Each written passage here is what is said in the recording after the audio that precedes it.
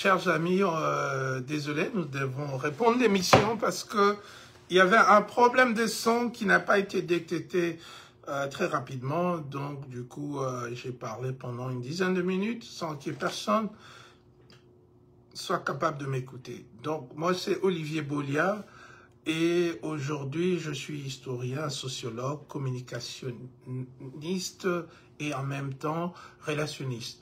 Alors, aujourd'hui, nous allons parler de la diplomatie du désespoir de président Félix Tshisekedi. Donc, on a le côté lingala parce que nous voulons évidemment toucher les gens les plus, les recoins, les gens les plus éloignés, les gens qui préfèrent que nous nous exprimions avec nos langues nationales quand il s'agit des enjeux nationaux. Alors, Bande Konangai, n'a pas ce titre natina parce que avant de commencer l'émission, j'aime toujours dresser le contexte dans lequel le pays se trouve aujourd'hui. C'est un pays qui est vassalisé, c'est un pays où un groupe de gens, avec comme meneur Félix Tshisekedi, s'accaparer le pouvoir. Et non seulement ils ont le pouvoir, mais ils volent. Ils volent. Ça, ce n'est pas quelque chose que je suis en train de créer, mais c'est un acte incontestable que nous avons en face de nous, un régime de kleptocratie, c'est-à-dire des gens qui volent des caisses de l'État de manière systématique. Le président Félix Aza Koyiba Nabatuna Mbongo. Et vous avez vu combien de scandales Tomoni ya Koyiba, Ayibi Abimi, et le nombre même de voyages du président Félix, mais en exergue ce que nous appelons la mauvaise gouvernance, qui est au centre de tout le mot qui gangrène la République démocratique du Congo aujourd'hui. C'est que Tozana Miyibi na mauvaise gouvernance. Mauvaise gouvernance et boti Miyibi ya ndenge na ndenge. Ya Lokoto Nyoso, ya Lingala, ya Swahili, ya Muluba, ya Bakongo. Mais nous voyons très clairement, à cause du tribalisme exacerbé de ce régime, que la plupart des gens qu'on nomme, 80-90%, émanent de la tribu Luba. Donc, c'est-à-dire que le plus grand nombre de voleurs émanent également, par conséquent, de cette même région du pays. Donc, Bazako Yiba, Bazako Boumamboka, Bazako Tonga Baroutite, et je rappelle toujours que 90% de nos populations vivent soit dans la pauvreté absolue, soit avec un certain degré de pauvreté toujours proche de l'extrême. Batbazo ko souffrir, Batbaza na pasi, Batbaza ko yiba, Batbaza ko kosa, Batbazo ko loba, makambo ya pampamba, alors que nous savons même pour conduire dans la ville de Kinshasa, il n'y a pas de route. Le Congo n'a pas d'autoroute comme périph', comme freeway aux États-Unis, au Canada, en Australie, il n'y en a pas. Et ça fait 7 ans que nous avons le meneur Félix Tshisekedi et Tim Naye, au Bazali, ko sala presque et l'autre côté pour na kobongisa, makambi ya mboka. Et j'ai toujours dit que le rôle de l'État, la raison, une des raisons pour lesquelles nous faisons la politique, c'est parce que nous voulons participer à la diminution de la pauvreté et à la réinsertion des équilibres socio-économiques dans le pays. Et c'est ce que 7 ans, nous avons vu aucun signal, aucune fondation que le président Félix Tshisekedi est en train ou a l'intention de changer les conditions de vie de nos frères et sœurs qui croupissent dans l'extrême pauvreté. D'ailleurs, ce n'est même pas dans son agenda. Parce qu'il faut voir comment ils vivent, eux. Eux qui gagnent 50 000 $ par mois. Et qui gagnent 2-3 millions de dollars par mois. Et qui ont accès à l'argent liquide et aurifère de la Banque nationale à n'importe quel moment. Nous avons vu des instances où même des gens qui n'ont aucune fonction dans l'arsenal de l'État, aller à la banque récupérer de l'argent, récupérer des millions. La famille biologique et politique du président Félix Tshisekedi, Bazak aussi servir dans Mbongo pour s'amuser. Et ce qui est triste, et je suivis mon frère, le président d'Eli, c'est ça qui dit un truc du genre, Soribozui, lettre et à 13 parlementaires, au Bakomelara Mobutu, Bolongoli Komo Mobutu, Boche Tshisekedi. Aujourd'hui, c'est vraiment pratiquement la même chose.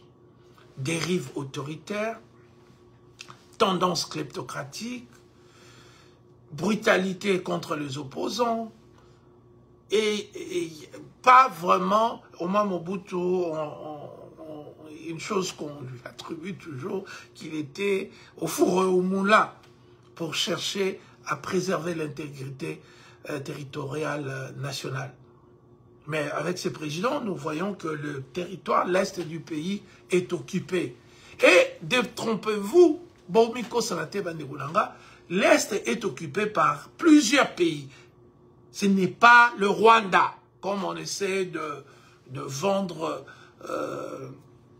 ces disques, si vous voulez, à travers le monde, que le Rwanda, non, l'Ouganda est là, il y a le Burundi qui manifestement est là aussi, il y a bien sûr d'autres nations qui sont là, l'Afrique du Sud et les autres, dans les cadres, parfois des accords ambigus, et avec l'État congolais désorganisé.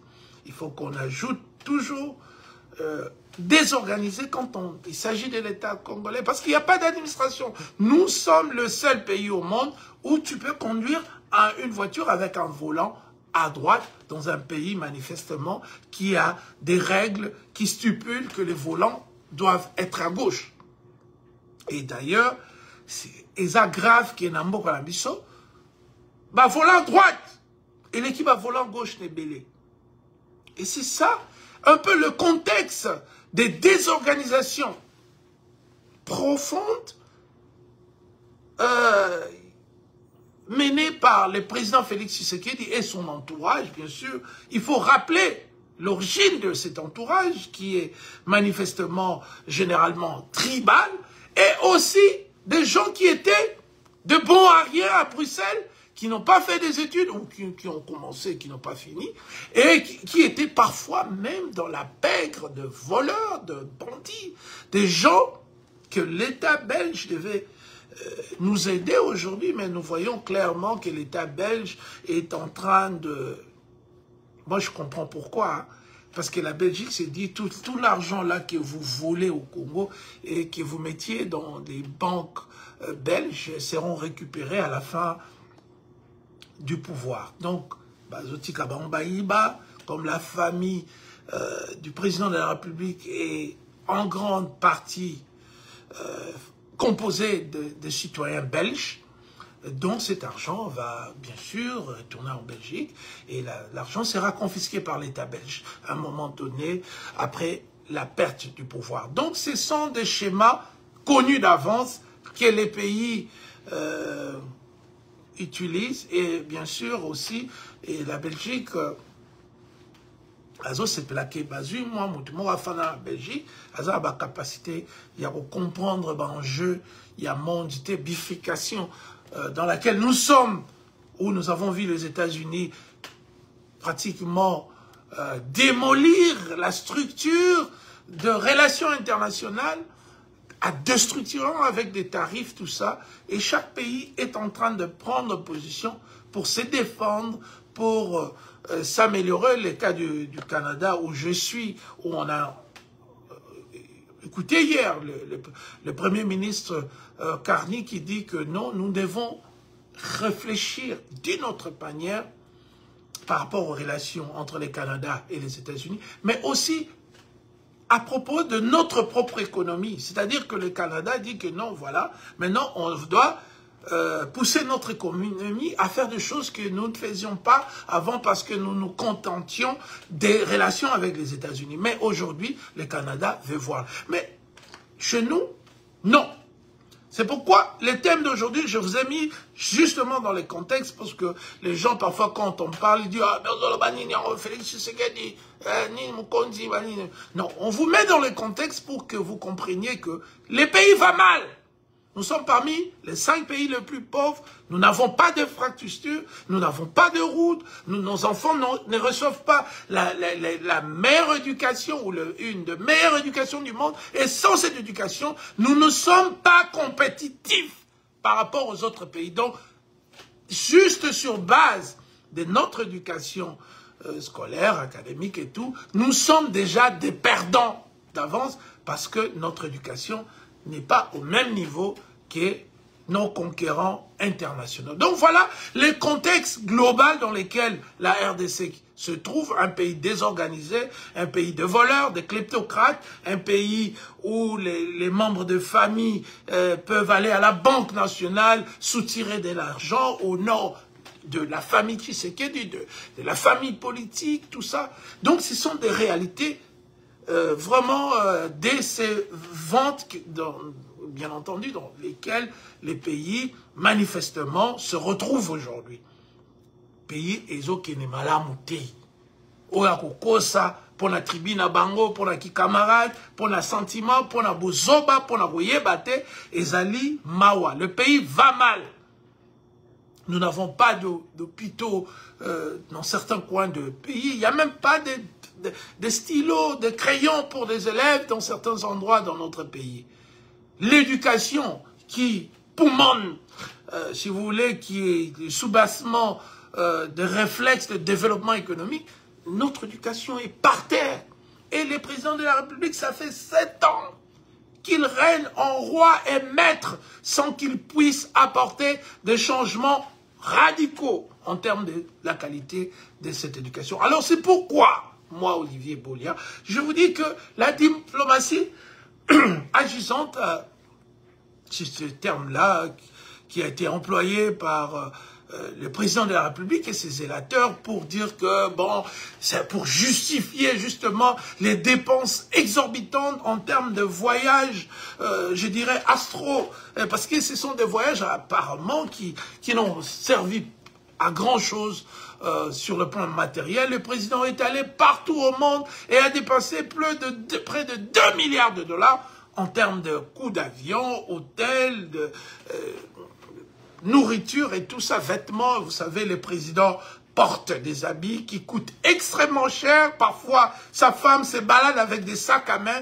de 30 000, de 40 000 dollars, bien sûr, qui émanent de vos poches, des caisses de l'État, de contribuables. Et voilà, sans scrupule, hein, sans mawa. Et le côté, baza kozobambo, on a bino, baosa o balingi. Alors nous, on est là, on dit, voilà, nous, c'est pas le pouvoir qui nous intéresse. Ce qui nous intéresse est que la bonne gouvernance. Et le président Félix Tshisekedi a un régime qui est marqué par la kleptocratie. La mauvaise gouvernance est totalement le réflexe principal de ce régime. Il faut voler, il faut mentir, il faut prendre. Il n'y a pas de plan quinquennaux qui reflète l'envie de promouvoir le pays à un tel niveau. Non, il n'y a rien. Il n'y a que de blablabla. Et là, la preuve, nous avons vu la révolution qui est juste, parce que nous avons vu des velléités de rester au pouvoir, de changer de la constitution, d'arrêter les opposants, de voler sans que les peuples puissent sortir, de ne pas permettre les manifestations publiques et tout ça. Les opposants ont peur, parler l'ANER, qui est l'agence des renseignements, au lieu de nous renseigner sur nos concurrences économiques avec les autres pays, comment développer le pays. L'ANER du Congo, alors qu'aux États-Unis, ils ont près de 17 agences de renseignement et ces agences s'occupent de renseignements économiques, de renseignements qui peuvent permettre aux États-Unis d'avancer. Mais nos renseignements, nous, c'est arrêter M. Bolia, arrêter Kabound, arrêter ceci, arrêter cela. Donc, c'est-à-dire que nous sommes encore à l'ère communautaire, l'ère embryonnaire de la formation d'une république. Nous ne sommes pas encore une société.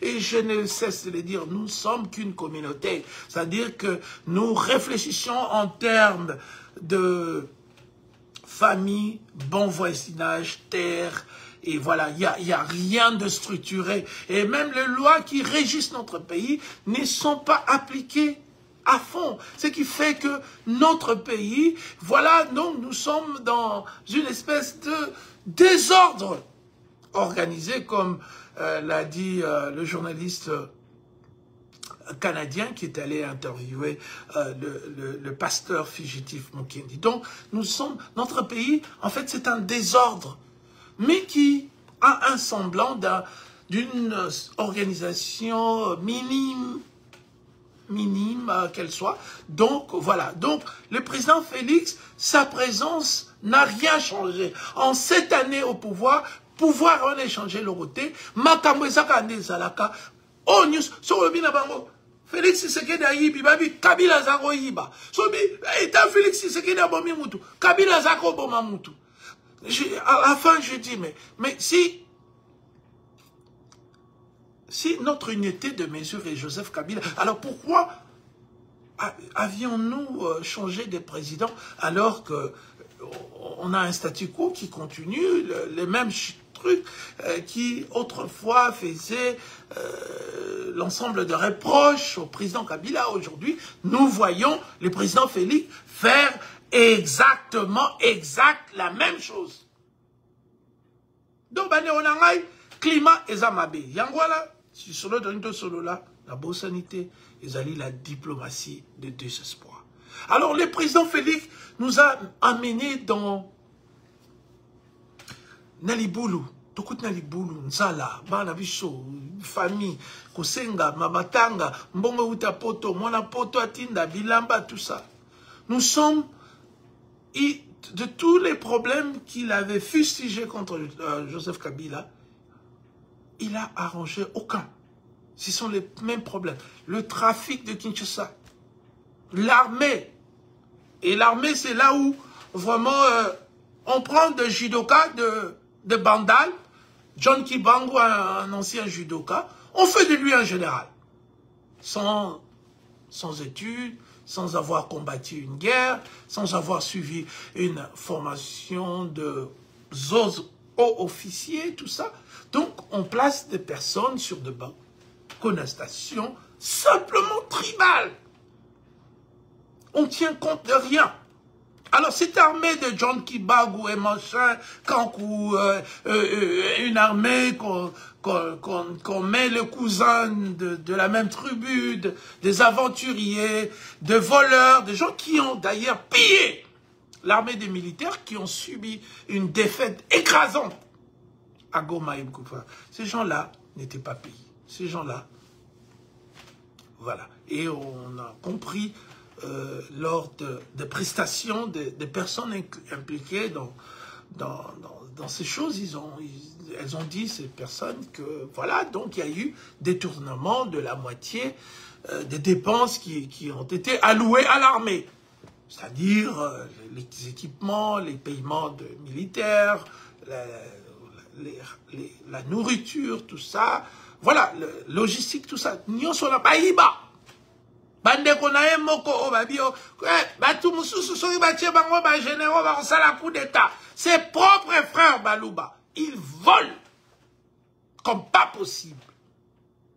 Alors nous sommes là juste pour dire que bon, c'est quand même triste qu'aujourd'hui qu'on arrive à dire les Balouba au lieu de dire les Congolais, parce que voilà, le président lui-même a tribalisé son entourage, son régime, la présidence, les ministres, tout ça, au point que les gens, quand on fait appel aux Congolais pour dire que voilà, il y a la guerre à l'Est, tout ça, les Congolais disent non, il n'y a pas de guerre à l'Est. Ça, c'est pour défendre les régimes qui est en train de tomber. Il y a président Félix. C'est pourquoi il a remplacé la diplomatie agissante qui n'a rien donné, qui a coûté 2 milliards de dollars, et des dépenses inutiles, qui étaient mal organisées, qui allaient frapper à toutes les portes à gauche et à droite. Il n'y avait pas une vision diplomatique claire de la RDC. Et donc, cette vision-là a complètement été écrasée par Corneille Nangaa lorsque Bukavu et Goma sont tombés. Tous les Congolais de tous bords se sont rendus compte que c'était qu'un leurre, que le président n'a rien foutu. Et d'ailleurs, les 2 milliards de dollars, moi, personnellement, je m'en vais à ce que... non, c'était pas Livingstone, c'était Henry Morton Stanley qui a dit « Sans le chemin de fer, le Congo ne vaut un penny ». C'est-à-dire que moi, en mon humble avis, les 2 milliards gaspillés, qui ont érodé les caisses de l'État sous l'impulsion du président de la République. Ces 2 milliards de dollars, on devrait les placer dans la construction des chemins de fer, de routes, de désenclavement de la République. Notre République est encore pratiquement une jungle qui est enclavée, et il y a des endroits où deux communautés voisines ne se parlent même pas parce qu'il n'y a pas de route, parce qu'il n'y a pas de pont, parce qu'il n'y a pas de commerce. Oui, non, ça s'est fait avec des pirogues. Avec des pirogues. Combien de viande pouvez-vous transporter dans une pirogue? Donc voilà, le président nous a fait passer du temps à l'équilibre R, 7 ans, et l'équilibre 7 ans. Alors maintenant, avec l'échec grandiose de la diplomatie agissante, que je viens de déplorer, il nous amène maintenant la diplomatie, ce que moi j'appelle la diplomatie, il y a désespoir. C'est-à-dire, après avoir été battu copieusement par les armées de Corneille Nangaa, AFC, au bar M23, l'armée nationale a subi de défaites. Non seulement, il faut écouter notre visiteur Ronnie Jackson des États-Unis qui a dit que pratiquement, chaque fois que l'armée de Corneille Nangaa avance, c'est l'armée de Félix Tshisekedi fuit. Une armée indisciplinée, les Wazalendo mêmement, un groupe de gens qui se comportent comme dans le Wild Wild Est. On parle du Congo en anglais comme le Wild Wild East.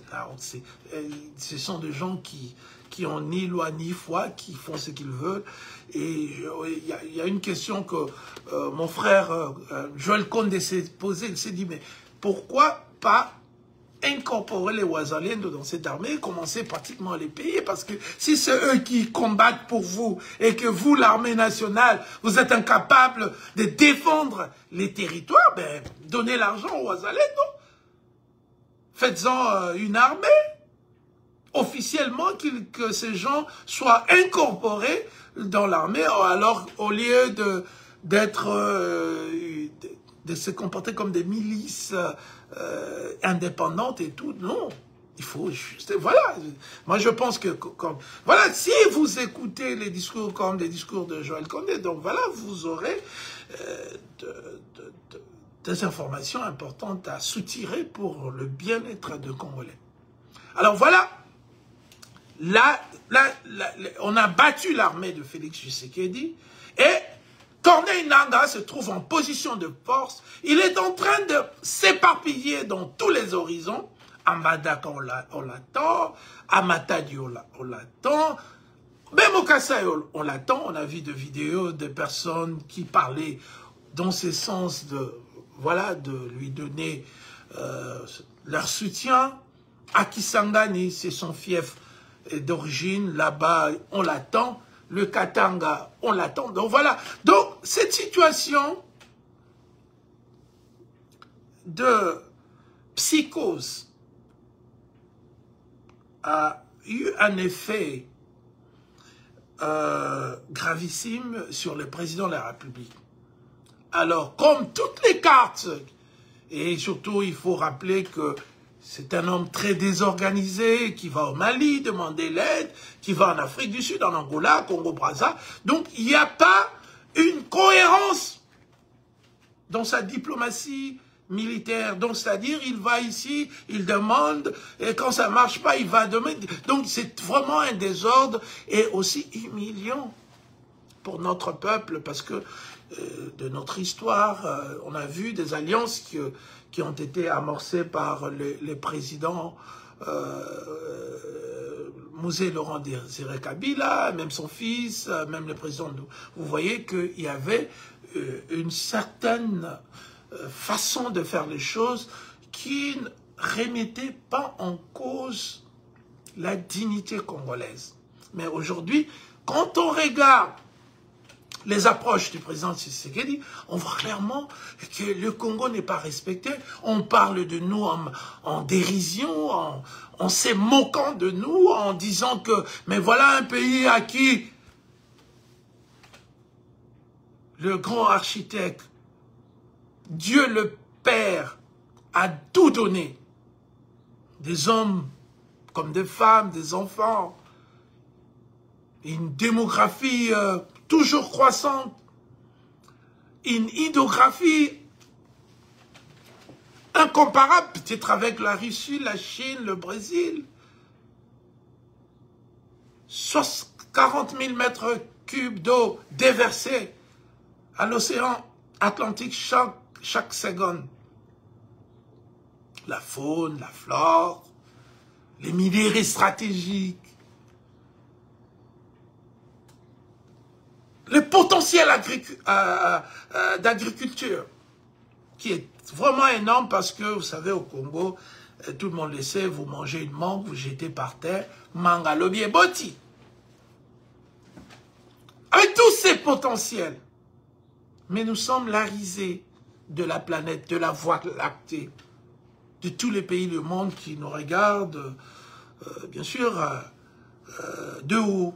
C'est-à-dire, ils ne nous considèrent pas comme des gens qui comprennent, voilà, les dons que la nature nous a fait.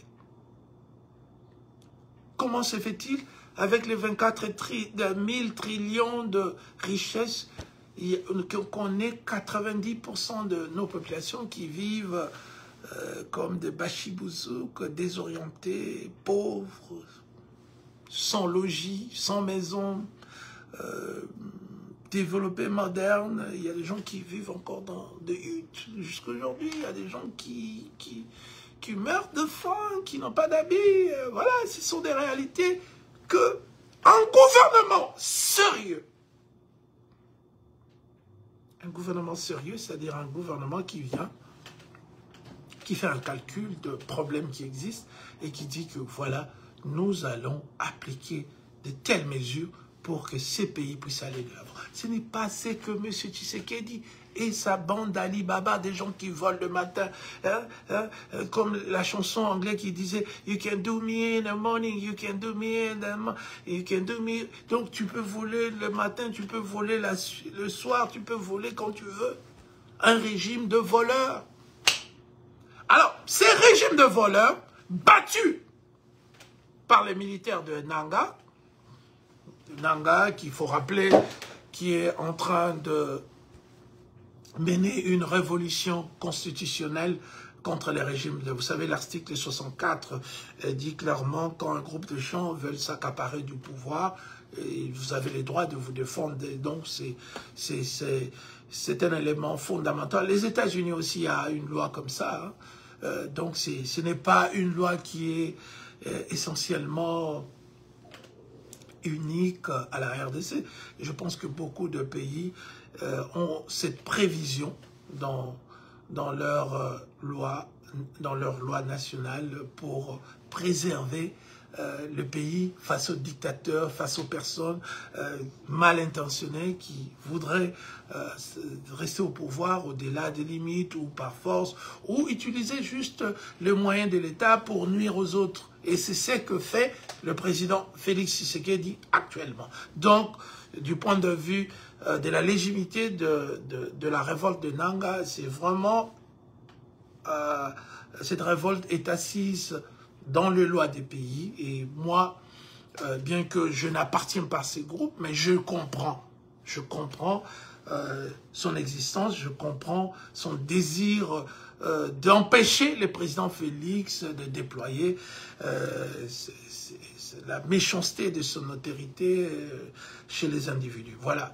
Donc, Nanga a battu l'armée nationale et le président Félix avait toutes ces armes intéressantes qui étaient logées à Goma. Toutes ces armes, aujourd'hui, sont aux mains de Corneille Nanga. Donc, sur le plan militaire, comme l'a dit les congressmen américains, donc le président Félix n'a pas de marge. Il n'a pas les cartes, comme dirait Donald Trump. Il n'a pas les cartes sur main pour faire face à cette rébellion qui est en train de prendre des allures sociétales, sociologiques, c'est-à-dire que tous les Congolais qui se disent délaissés par la mauvaise gouvernance de Félix se retrouvent dans les discours de ces rebelles je dirais, de ces révolutionnaires au sens constitutionnel de leur engagement. Donc, ces gens-là, ils se disent, mais voilà, donc, ils ont raison, il y a la pauvreté, il n'y a pas de route, il n'y a pas de l'eau potable, il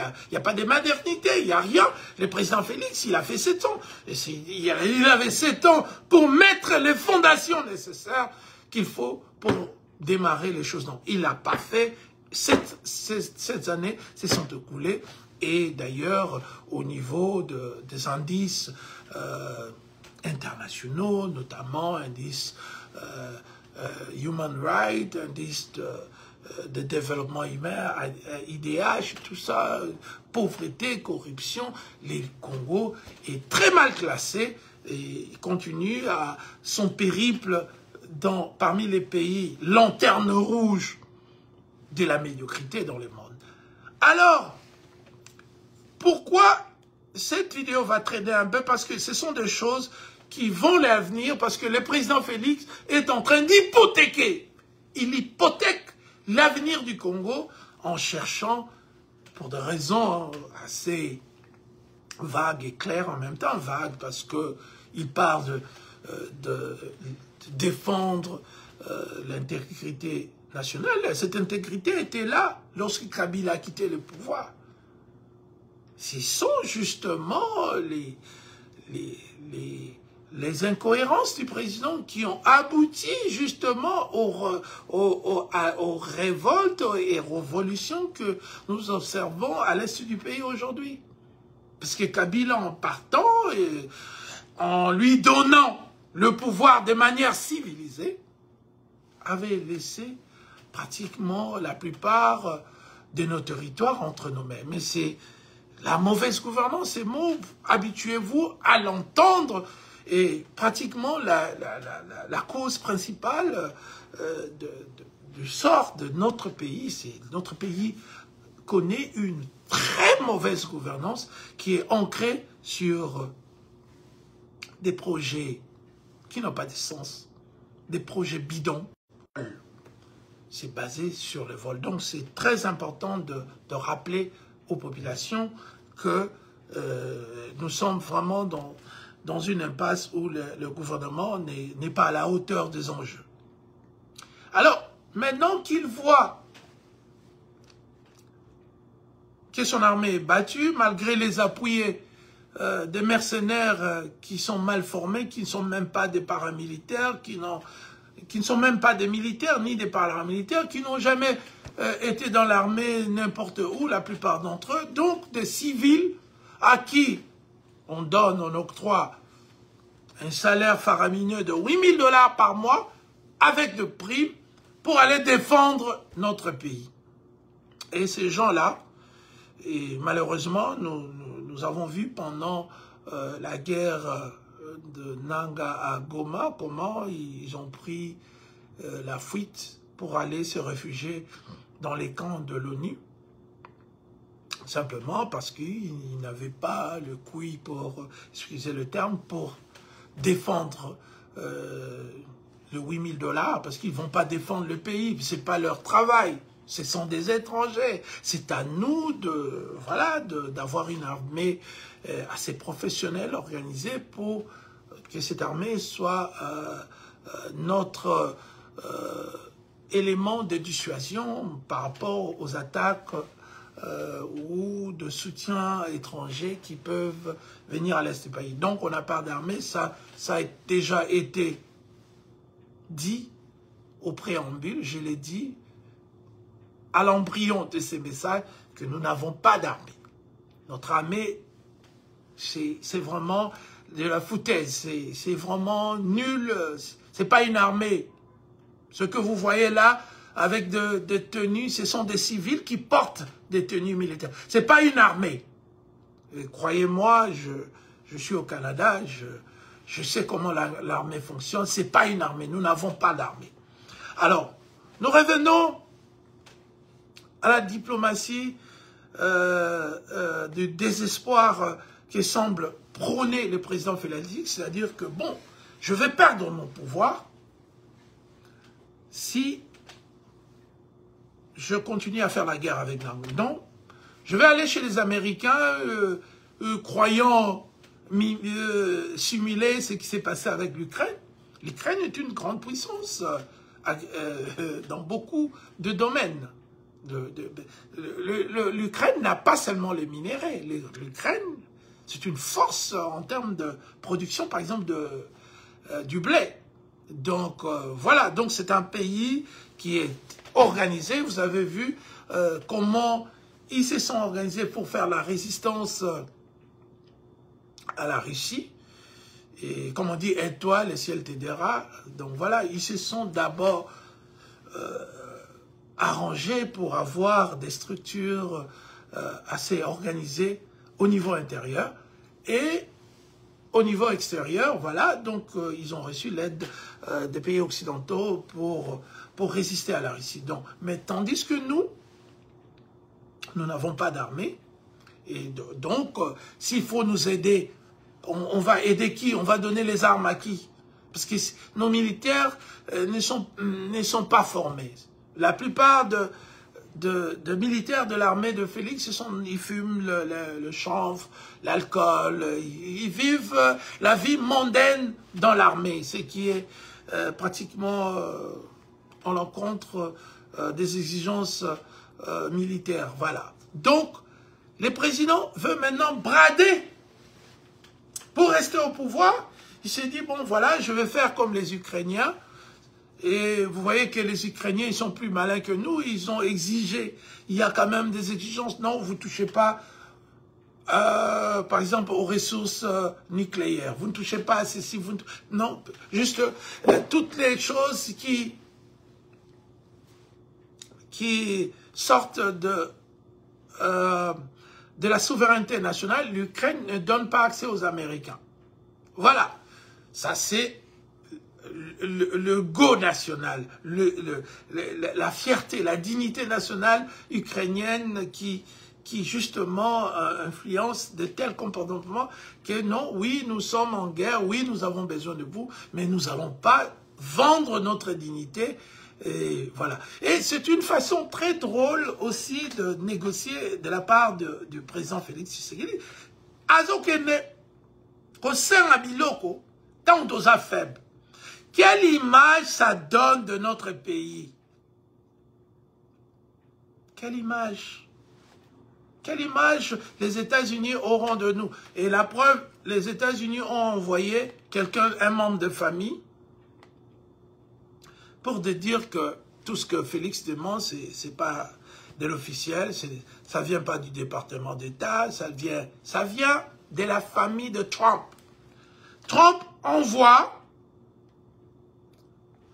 Monsieur Massad Boulos, qui est né à Faraka en 1971, est un homme d'affaires et politique américano-libanais, connu pour sa proximité avec Donald Trump. Il est le beau-père de sa fille Tiffany. Donc, l'enfant de Trump a épousé le fils de cet homme, ce diplomate de circonstance, Massad Boulos. Donc, il est venu au Congo pour négocier pour la famille Trump, pour voir qu'est-ce qu'il y a comme business qui peut enrichir ce type et sa famille, et par conséquent, le clan Trump, c'est-à-dire tout le monde qui est là, Elon Musk, Trump, et tous les noms là que vous voyez, et son beau-fils qui était aussi de temps en temps utilisé pour des missions d'intérêt familial. Voilà.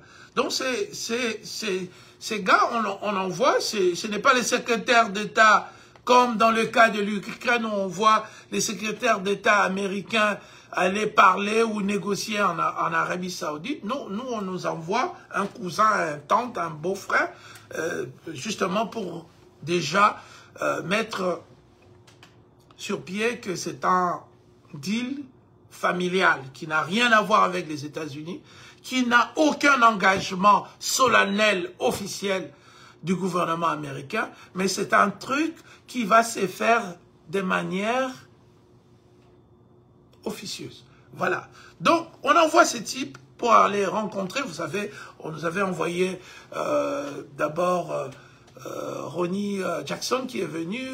On a dit que c'était le représentant de Trump et ça s'avérait qu'il était en mission du Congrès, ça n'avait rien à voir avec Donald Trump. Mais non, on nous envoie évidemment quelqu'un de la famille de Trump qui n'a rien à voir avec les départements d'État, départements de commerce, des entités où se passent normalement ces genres de discussions. Donc, on nous envoie un beau-frère, une tante, j'allais dire, quelqu'un qui n'a même pas, et qui fait ses affaires en Afrique déjà, hein, il s'est enrichi avec ses business en Asie mineure et bien entendu dans les pays africains ou les Libanais. D'ailleurs, il sera très content de retrouver une forte communauté libanaise, et les Américains sont très intelligents, ils ont dit, toi, d'origine libanaise, vas-y là-bas, parce que de toute façon, ce sont tes frères libanais qui sont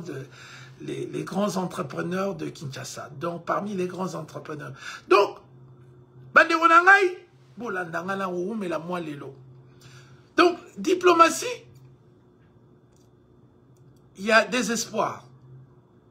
Et comme je dis, quelle image ça donne de Félix Tshisekedi? Quelle image ça donne de la RDC? C'est que les Américains vont retenir de cette aventure, c'est que, ok, si vous voulez obtenir quelque chose de la RDC, il faut juste faciliter une rébellion quelque part, et le président de la RDC va venir chez nous accroupi, en train de pleurnicher pour que l'aide américaine puisse venir. Donc, quelque part, ça nous subtilise, ça nous enlève notre dignité, ça nous enlève le sérieux même, la manière dont on est vu, aperçu, compris par les autres.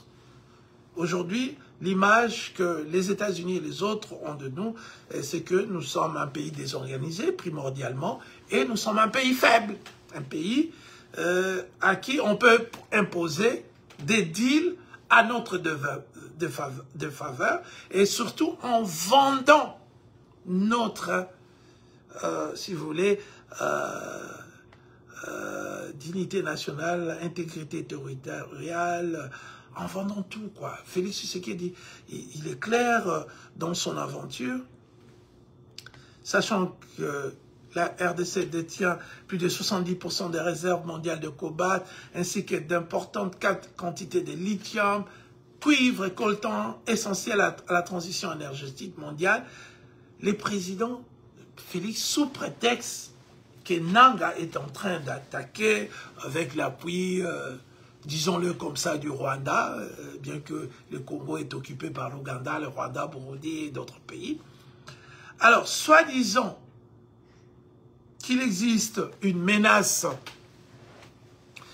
à l'est du pays, le président Félix Tshisekedi décide unilatéralement, sans débat national, sans débat au Parlement, de vendre l'avenir de nos enfants.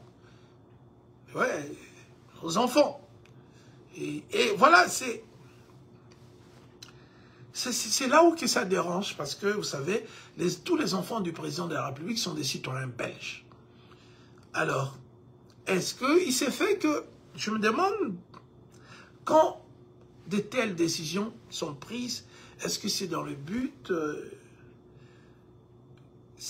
non, j'allais dire c'est à cause du fait que les enfants de Félix, qui, on le voit dans les vidéos, qui sont en train de jouir des milliards de dollars, qui possèdent de manière illégale leurs parents, ou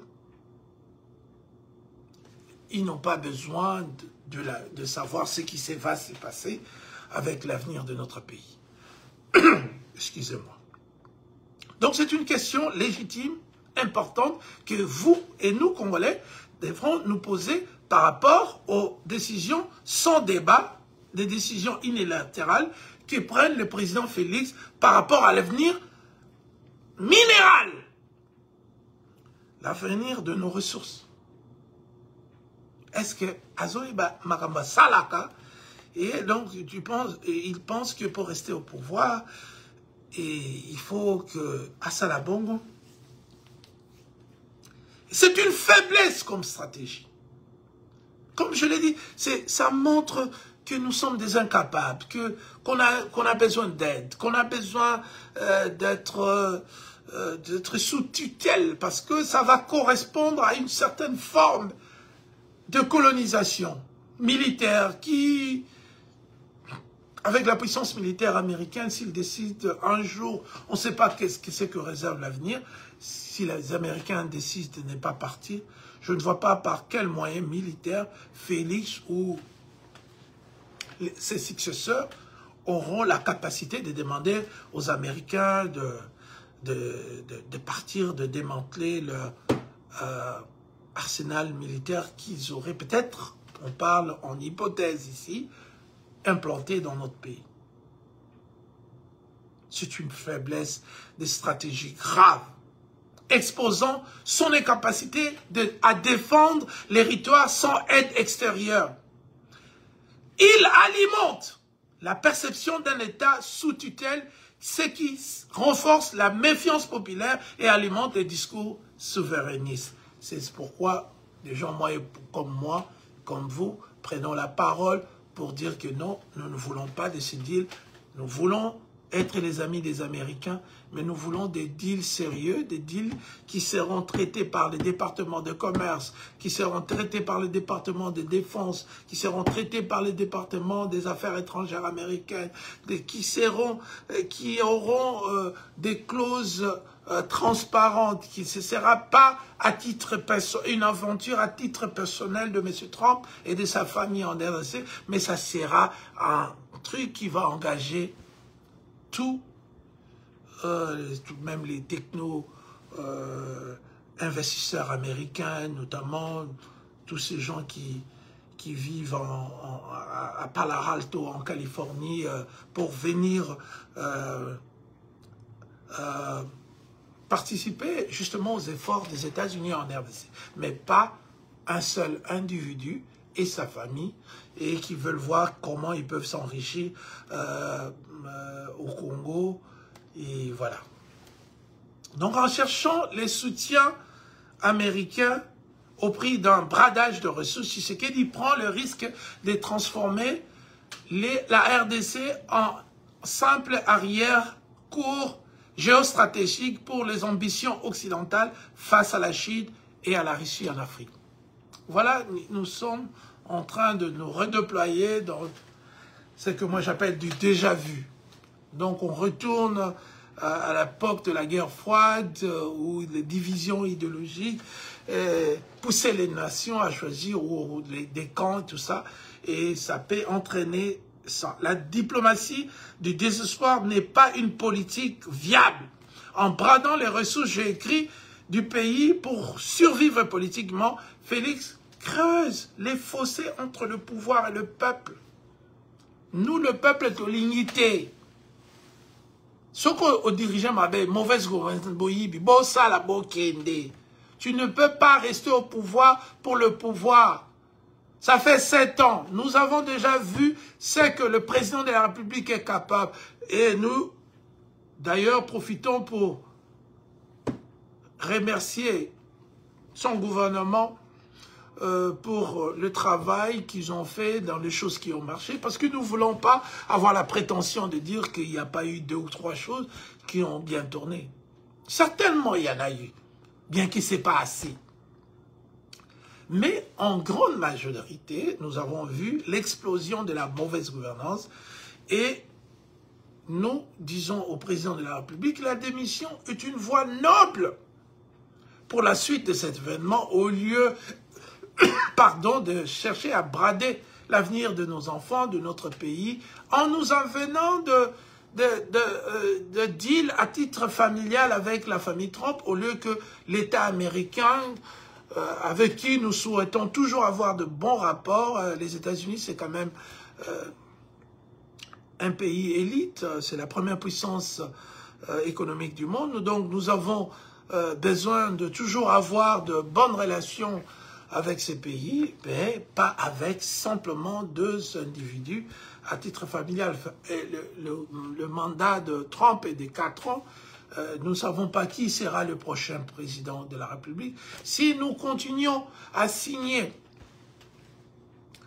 des arrangements qui ont pour effet simplement lorsqu'un président est aux affaires, donc ça risque de mal tourner à la fin de 3 ans qui restent à M. Trump.